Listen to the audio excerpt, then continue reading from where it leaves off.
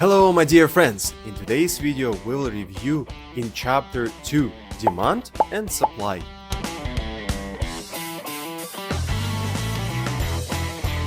Economics is a language of choices and it's hard two forces collide and we are considering them as demand and supply.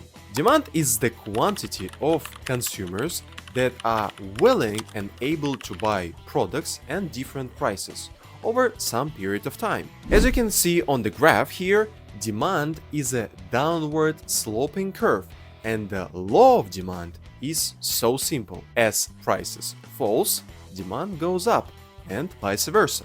Moreover, any movement along the curve happens only if price changes. Then there can be a question: when will the demand shift and what are the reasons? The answer is non-price determinants of demand. First one is income.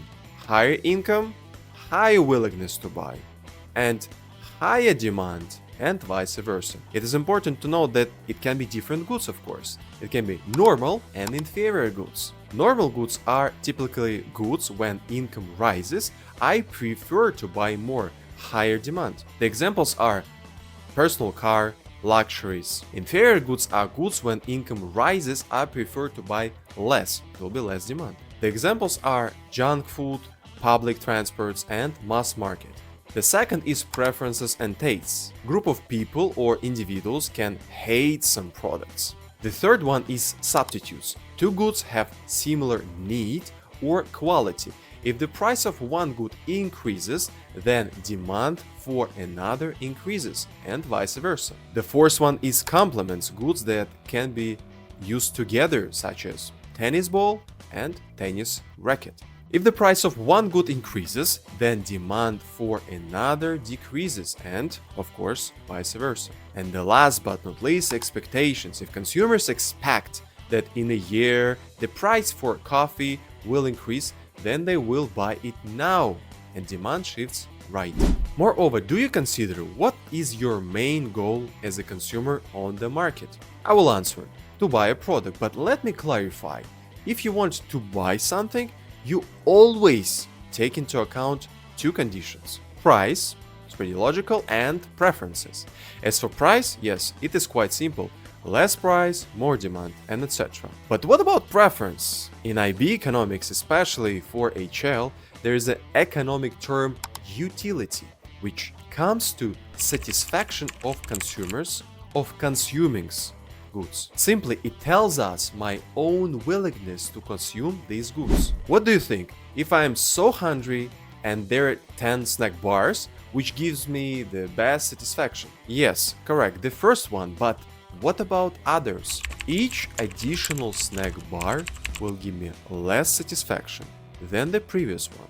It is definition of marginal utility. Law of diminishing marginal utility tells us that for the extra unit consumed, marginal utility decreases. As simple as it can be. Moving to the next point, supply is the quantity of producers or sellers that are willing and able to sell at the different prices over some period of time. As you can see on the graph, supply is an upward sloping. The law of supply: as prices rises, supply does as well. And the same behavior here. Any movement along the supply curve happens only if price changes. Then, can supply shift and what are the situations?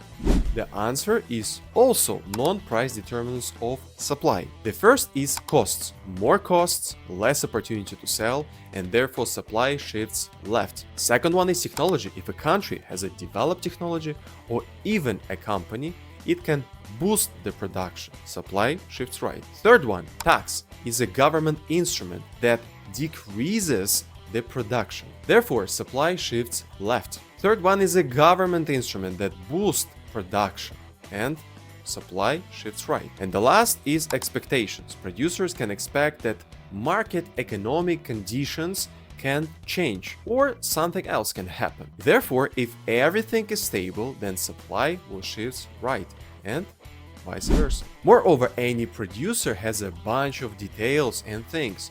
Firstly, total product is the total quantity that the firm produces. Secondly, marginal product is the additional output by using additional input. And in order to understand producers' behavior, we have to mention about law of diminishing marginal products or returns. It examines that more available inputs and keep fixed constant will lead to additional output from each unit. It begins to decrease. You should remember that any producer has its own costs, such as variable and fixed. Summing up fixed and variable costs, we can get total cost. Additional cost of producing additional output is marginal cost. Going to equilibrium condition, as we can see on the graph, where demand meets supply, there is an equilibrium. A single price, a single quantity, the invisible balance,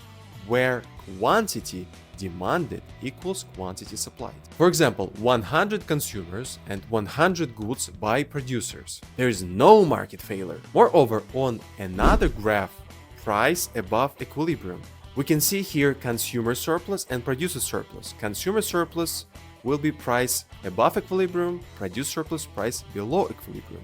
Consumer surplus is the difference between what a consumer is willing to pay and actually pays. Producer surplus is the difference between market price and willingness to sell a product for the specific price. If we sum consumer surplus and producer surpluses, we can get total surplus. Here are all the formulas for them, especially for HL. Allocative efficiency is the quantity of goods that the society needs and gets from its consumption. In IB economics, it is essential to note about allocative efficiency condition. It tells us where marginal benefits equals marginal costs. The condition tells us that society gets the same benefits as the cost it may face with. This is the end of chapter 2, demand and supply. Thank you for watching.